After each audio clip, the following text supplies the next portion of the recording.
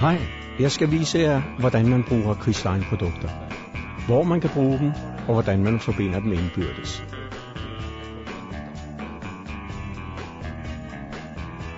Vi begynder med træet her. Det kunne være et godt sted at bruge nogle af de grundlæggende dele.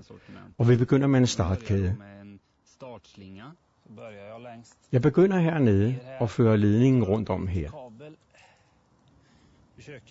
Jeg gør den ikke stram. Prøv at lade den være lidt løs.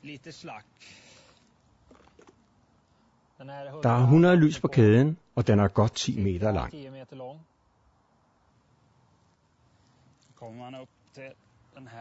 Jeg er nået til den første gren. Her har jeg valgt at bruge en T-kobling. På en sån här koppling kan man sätta Man kan have op til 3.800 lys forbundet til en sådan kobling. Men du må ikke have lyskæder, der tilsammen er mere end 100 meter i forlængelse af hinanden. Bare sæt det sammen i T-koblingen her. De ekstra lys har ikke nogen forlængerledninger, og man kan vælge mellem kæder med 25, 50 og 100 lys.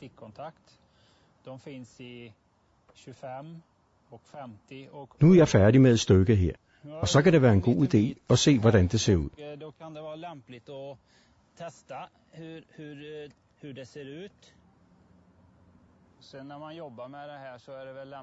Men husk ikke at have tændt for strømmen, mens du arbejder med det.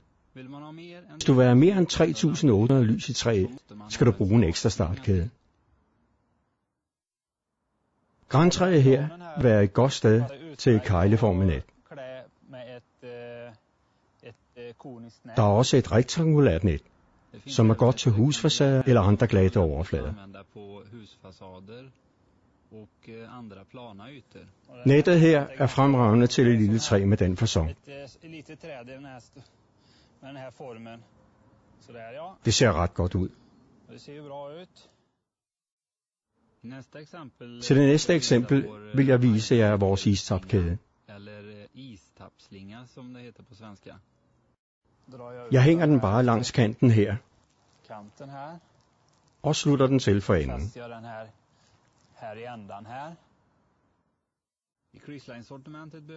Du skal ikke bruge forlængerledninger til alle Chris-Line-produkter. Du kan bare bruge vores tilbehør til at forbinde de forskellige produkter. Det her er en anden fordeler, der er bøjelig. Den kan man sætte rundt om for eksempel træer eller buske. Man kan sætte dem i forlængelse af hinanden, eller bruge dem til at lave et lysgardin.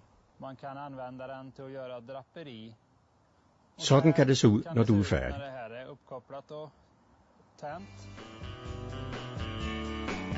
Det her er selvfølgelig bare et eksempel på, hvad man kan gøre med Chris-Line-produkter. Det er stort set kun din egen fantasi, der sætter grænsen. Klik ind på vores hjemmeside, hvis du vil vide mere.